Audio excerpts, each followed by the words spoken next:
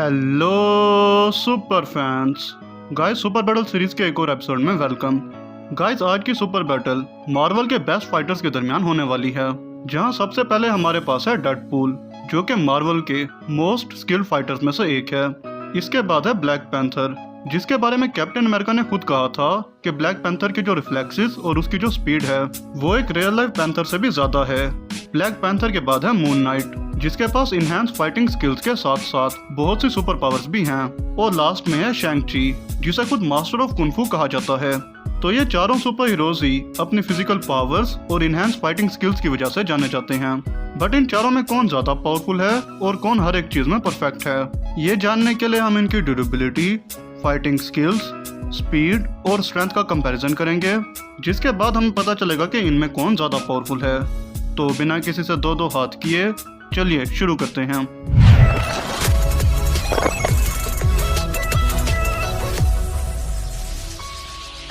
तो गाइस सीधा चलते हैं कंपैरिजन की तरफ और सबसे पहले बात करते हैं ड्यूरेबिलिटी की, कि इन चारों कैरेक्टर्स में कौन ज्यादा ड्यूरेबल है। ड्यूरेबिलिटी एक ऐसा पॉइंट है जहां हमारे चारों सुपर हीरोज ही थोड़ा वीक हैं। इन चारों में से किसी के पास भी सुपर ड्यूरेबिलिटी की पावर नहीं है। चाहे फिर हम बात करें डेडपूल की, बेशक डेडपूल एक म्यूटेंट है और उसके पास बाकी सब पावर्स हैं, बट ड्यूरेबिलिटी उनमें नहीं है। डेडपूल को कोई भी आसानी से डैमेज पहुंचा सकता है। और सेम केस ही है बाकी सब का, जहां मार्क स्पेक्टर, शैंग-ची और टिचाला एक नॉर्मल ह्यूमन बींग्स हैं और इसीलिए कोई भी उन्हें आसानी से चोट पहुंचा सकता है। बट जहाँ इन चारों की बॉडी ड्यूरेबल नहीं है, तो इसीलिए ये चारों खुद को ड्यूरेबल बनाने के लिए कॉस्ट्यूम या फिर सूट्स को यूज करते हैं। डेडपूल का सूट चाकू छुरी के अटैक को तो इजीली संभाल सकता है, बट वेपन्स के अटैक से वो भी डेडपूल को नहीं बचा सकता। और सेम सूट ही है मून नाइट का। कॉमिक्स में तो कुछ जगह पर मून नाइट का सूट बिल्कुल एक नॉर्मल सूट है, बट कुछ जगह पर मार्क को हीलिंग फैक्टर की पावर ये सूट ही प्रोवाइड करता है। कॉमिक्स में मून नाइट का सूट एडमेंटियम और कार्बोनेडियम के कॉम्बिनेशन से बना है, जो कि उसे बुलेट्स वगैरह से बचाता है। मगर फिर भी हम इस सूट को सुपर ड्यूरेबल नहीं कह सकते। दूसरी तरफ है शैंग-ची, जो कि अपनी मार्शल आर्ट्स की ट्रेनिंग की वजह से काफी अटैक्स को खुद पर काउंटर कर सकता है और 10 रिंग्स के साथ उसे सुपर ड्यूरेबिलिटी की भी पावर मिल जाती है। बट क्या शैंग-ची की ड्यूरेबिलिटी ब्लैक पैंथर के सूट की ड्यूरेबिलिटी से भी ज्यादा है? टिचाला का ब्लैक पैंथर सूट जो कि बनाई वाइब्रेनियम से है, और वाइब्रेनियम मार्वल यूनिवर्स के सबसे स्ट्रॉन्ग मेटल्स में से एक है, जिसे तोड़ना किसी के लिए भी पॉसिबल नहीं है। ब्लैक पैंथर का सूट हर तरह की एनर्जी को स्टोर कर लेता है और जरूरत पड़ने पर उस एनर्जी को एक साथ यूज करता है। और वैसे तो इस सूट को डैमेज पहुंचाना तकरीबन इम्पॉसिबल है, बट अगर किसी तरह डैमेज हो भी जाए तो फौरन ही ठीक हो जाता है। और इसीलिए यह सूट ब्लैक पैंथर को सुपर ड्यूरेबिलिटी की पावर प्रोवाइड करता है। और इस लिस्ट में बाकी किसी भी सूट से ब्लैक पैंथर का सूट ही ज्यादा ड्यूरेबल है और इस पॉइंट पर वही विनर होगा। ड्यूरेबिलिटी के बाद बात करते हैं वेपन्स और गैजेट्स की, कि इन चारों में किसके पास ज्यादा पावरफुल वेपन्स और गैजेट्स हैं। तो गाइस इस पॉइंट में डेडपूल हमारे बाकी तीनों कैरेक्टर से थोड़ा पीछे है, क्योंकि डेडपूल किसी भी बैटल में नॉर्मल वेपन्स और स्वॉर्ड को यूज करता है, जबकि इसके कंपैरिजन में मून नाइट के पास बिल्कुल वैसे ही गैजेट्स हैं जैसे कि बैटमैन यूज करता है। बट अभी तक हमने मून नाइट के गैजेट्स को बहुत ज्यादा एक्सप्लोर नहीं किया, इसलिए अभी उनके बारे में ज्यादा कुछ कहना ठीक नहीं होगा। और इसलिए इस पॉइंट में ब्लैक पैंथर के सूट और शैंग-ची की 10 रिंग्स के दरमियान काफी हाई कंपटीशन होगा। ब्लैक पैंथर का सूट कितना ज्यादा ड्यूरेबल है, इसकी बात हम पहले ही कर चुके हैं। ब्लैक पैंथर का सूट वाइब्रेनियम से बना है, जो कि एक नेकलेस से पूरा का पूरा फॉर्म हो सकता है। ब्लैक पैंथर का सूट काइनेटिक एनर्जी को एब्सॉर्ब भी कर सकता है और उसे रिलीज भी कर सकता है। और इस सूट की इसी पावर की वजह से ब्लैक पैंथर को अपने पास कोई भी वेपन रखने की जरूरत नहीं होती, मगर फिर भी इसमें वाइब्रेनियम क्लॉज हैं, जो कि किसी भी चीज को काट सकते हैं। तो इस तरह ब्लैक पैंथर का सूट काफी हाईटेक है। बट क्या यह सूट शैंग-ची की 10 रिंग्स से भी ज्यादा पावरफुल है? तो 10 रिंग्स एमसीयू की करंट टाइमलाइन में काफी ज्यादा पावरफुल वेपन्स हैं। 10 रिंग्स अपने यूजर को इमोर्टल बनाती हैं। इनकी मदद से पावरफुल एनर्जी फील्ड्स और ब्लास्ट को प्रोड्यूस किया जा सकता है। इन रिंग्स से ऐसे शील्ड भी बनाना पॉसिबल है जिसे कोई भी ह्यूमन अपने वेपन से ब्रेक नहीं कर सकता। शैंग-ची इन रिंग्स की हेल्प से बहुत ही फास्ट विंड्स को भी प्रोड्यूस कर रहा था। 10 रिंग्स को सिर्फ स्ट्रॉन्ग विल और स्ट्रॉन्ग माइंड वाले लोग ही यूज कर सकते हैं। तो 10 रिंग्स इतने ज्यादा पावरफुल वेपन्स हैं कि इनकी मदद से पूरी की पूरी आर्मी को भी डिस्ट्रॉय किया जा सकता है। तो 10 रिंग्स ही as a weapon Black Panther के पैंथर हैबिट सूट से ज्यादा पावरफुल वेपन है। और अगर शैंग-ची 10 रिंग्स के साथ डेडपूल, मून नाइट और ब्लैक पैंथर से टकराता है, तो 10 रिंग्स उसे इस फाइट में काफी ज्यादा एज प्रोवाइड करेंगे। और 10 रिंग्स से इस कंपैरिजन में ज्यादा पावरफुल वेपन्स हैं और इस पॉइंट में शैंग-ची विनर होगा। थर्ड पॉइंट है हीलिंग फैक्टर, जहां डेडपुल और मून नाइट में काफी हाई कंपटीशन है। इस पॉइंट में टिचाला और शैंग-ची काफी पीछे हैं बिकॉज दोनों के पास हीलिंग पावर नहीं है। मून नाइट को हीलिंग पावर उसे उसका सूट प्रोवाइड करता है। मून नाइट पर बुलेट से अटैक किया जाए या फिर स्वॉर्ड से, वो फौरन ही उस डैमेज को हील कर लेता है। बट ये पावर बस तब तक ही काम करती है जब तक कि वो मून नाइट बना होता है। अकेले मार्क स्पेक्टर के पास हीलिंग पावर नहीं है बिकॉज कॉमिक्स में हमने बहुत बार मून नाइट को मरते भी देखा है, मगर इजिप्शियन गॉड खोंचू उसे फौरन ही जिंदा कर देता है। जबकि दूसरी तरफ डेडपुल का जो हीलिंग फैक्टर है वो काफी ज्यादा हाई है। वो छोटी मोटी चोट को तो फौरन हील कर लेता है। इसके अलावा उसके पास रीजनरेशन हीलिंग फैक्टर भी है, जिस वजह से वो अपने कटे हुए पार्ट्स को भी दोबारा ग्रो कर लेता है। कोई भी डेडपुल के 2 टुकड़े करे या बहुत सारे, डेडपुल फौरन ही खुद को हील कर लेता है।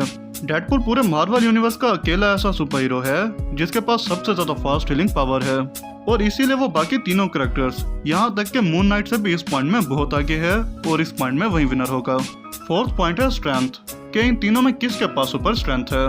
डेडपुल और शैंग-ची के पास सुपर ह्यूमन स्ट्रेंथ नहीं है बल्कि पीक ह्यूमन स्ट्रेंथ है, जबकि दूसरी तरफ ब्लैक पैंथर और मून नाइट के पास सुपर ह्यूमन स्ट्रेंथ है। ब्लैक पैंथर का जो हर्ब है वो उसे एक सुपर सोल्जर के लेवल की एबिलिटीज देता है, और इसी वजह से सिविल वॉर में ब्लैक पैंथर ने कैप्टन अमेरिका और विंटर सोल्जर को अच्छी खासी टक्कर भी दी थी और आउटराइडर से भी फाइट की थी, जो कि बताता है कि उसके पास अच्छी खासी सुपर ह्यूमन स्ट्रेंथ है। जबकि अगर मून नाइट की बात करें तो इजिप्शियन गॉड खोंचू जहां मून नाइट को बहुत सी पावर्स और एबिलिटीज प्रोवाइड करता है, वहीं इन सब के साथ उसके पास सुपरमैन स्ट्रेंथ भी है। मून नाइट ने कॉमिक्स में डॉक्टर डूम से फाइट की है और कई सारे एक्समैन को भी हरा चुका है, और उसकी जो स्ट्रेंथ है उससे उसने एक पंच में ही एक मेटल शील्ड को तोड़ दिया था। और इन सब के बाद मून नाइट डेडपुल को भी हरा चुका है और कई लोगों से एक साथ फाइट भी कर चुका है।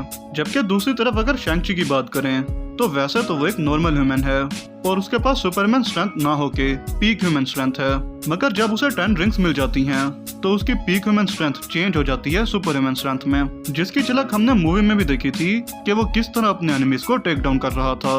बट अब ब्लैक पैंथर, मून नाइट और शैंग-ची में किसके पास ज्यादा स्ट्रेंथ है, तो मुझे लगता है कि वो है moon night, because moon night extremely brutal character है जो कि कॉमिक्स में खुद से भी पावरफुल कैरेक्टर्स को अपनी स्ट्रेंथ से हरा चुका है। बाकी आप कमेंट में बताओ कि इन चारों में किसके पास ज्यादा स्ट्रेंथ है। अब बात करते हैं लास्ट पॉइंट, फाइटिंग एबिलिटी और रिफ्लेक्सेस की, कि इन चारों में कौन ज्यादा फास्ट और एक्सपर्ट फाइटर है। तो डेडपुल मार्वल के बेस्ट फाइटर्स में से एक है जो कि अपनी स्वॉर्ड और गन्स के साथ बहुत ही ज्यादा डेडली है। डेडपुल के रिफ्लेक्सेस इतने ज्यादा फास्ट हैं कि वो अपनी स्वॉर्ड को यूज करके बुलेट्स को रोक सकता है। डेडपुल अपनी क्रेजी फाइटिंग एबिलिटी की वजह से जाना जाता है, और अपने सुपर रिफ्लेक्सेस और एजिलिटी की वजह से डेडपुल का बॉडी बैलेंस और कोऑर्डिनेशन एकदम नेक्स्ट लेवल पे है, और इसीलिए किसी भी फाइट में कोई भी डेडपुल को प्रिडिक्ट नहीं कर सकता कि डेडपुल आके क्या करने वाला है। तो ये हो गई डेडपुल की फाइटिंग एबिलिटी। अब बात करते हैं मून नाइट की। हम मून नाइट की उन सुपर पावर्स को डिस्कस नहीं करेंगे जो उसे मून गॉड खोंचू से मिलती हैं, सिर्फ उसकी फिजिकल एबिलिटीज और फाइटिंग स्किल्स को ही डिस्कस करेंगे। मार्क स्पेक्टर के पास बॉक्सिंग और नेवी की ट्रेनिंग है और इसीलिए वो फाइटिंग स्किल्स में लाजवाब है। मून नाइट का फाइटिंग स्टाइल इतना यूनिक और डायनामिक है कि टास्क मास्टर भी उसे कॉपी नहीं कर पा रहा था, और इसीलिए मून नाइट ने टास्क मास्टर को भी फाइट में ओवरपावर किया था। कॉमिक्स में पनिशर और शैंग-ची भी मून नाइट के फाइटिंग स्टाइल को पसंद करते थे। मून नाइट वेपन मास्टर भी है और उसका निशाना भी होकाई की तरह कभी नहीं चूकता। तो ये हो गई मून नाइट की फाइटिंग एबिलिटी। अब बात करते हैं ब्लैक पैंथर की फाइटिंग एबिलिटी की। तो वकांडा की ट्रेनिंग की वजह से टिचाला बहुत ही एक्सपर्ट फाइटर्स और वॉरियर्स में से एक है। अगर टिचाला से उसका हर्ब ले भी लिया जाए तो तब भी वो एक extremely skilled master martial artist है। ब्लैक पैंथर कई सारे यूनिक वकांडियन फाइट स्टाइल में एक्सपर्ट है। इसके अलावा टिचाला कई सारे ब्लैक पैंथर फाइटिंग टेक्निक्स को कंबाइन करके अपने ओपोनेंट्स के अगेंस्ट फाइट करता है। उसने कैप्टन अमेरिका, होकाई और विंटर सोल्जर से फाइट की थी और किलमोंगर को फाइट में हराया था। तो ब्लैक पैंथर के बाद बात करते हैं शैंग-ची की। शैंग-ची को मास्टर ऑफ कुंफू कहा जाता है। शैंग-ची ने मार्वल यूनिवर्स में तकरीबन सभी मार्शल आर्ट्स को सीख लिया है। शैंग-ची किसी भी फाइट में अपने माइंड को बिल्कुल रिलैक्स रखता है। शैंग-ची को चाइल्डहुड से ही ट्रेनिंग मिली है अल्टीमेट फाइटर बनने की। शैंग-ची एक्सट्रीमली स्किल्ड है डिफरेंट मार्शल आर्ट्स में। शैंग-ची अपनी ची एनर्जी से फिजिकल स्ट्रेंथ को बढ़ा सकता है, अपनी स्पीड को तेज कर सकता है और नेचर के फोर्सेस को अनलॉक कर सकता है। कॉमिक्स में एरीज ने खुद कहा था कि शैंग-ची सभी ह्यूमंस में सबसे स्किलफुल फाइटर है, और इसीलिए फाइटिंग एबिलिटी के पॉइंट में भी शैंग-ची मून नाइट, डेडपुल और ब्लैक पैंथर से ज्यादा पावरफुल है। और अगर इन चारों में कभी फिजिकल एबिलिटीज से फाइट हो तो शैंग-ची बाकी तीनों कैरेक्टर से ज्यादा एग्रेसिव और ज्यादा स्किलफुल फाइटर साबित होगा, और इसलिए 2 पॉइंट्स में आगे होने की वजह से शैंग-ची ही आज के कंपैरिजन का विनर है। बाकी आप कमेंट में बताओ कि अगर इन चारों में फाइट हो तो उस फाइट का विनर कौन होगा। तो बस इस वीडियो में इतना ही। मुझसे अगर कोई डिटेल रह गई हो तो कमेंट में जरूर बताएं। वीडियो अगर पसंद आई हो तो वीडियो को लाइक, शेयर और चैनल को सब्सक्राइब करना मत भूलना। मिलते हैं नेक्स्ट वीडियो में।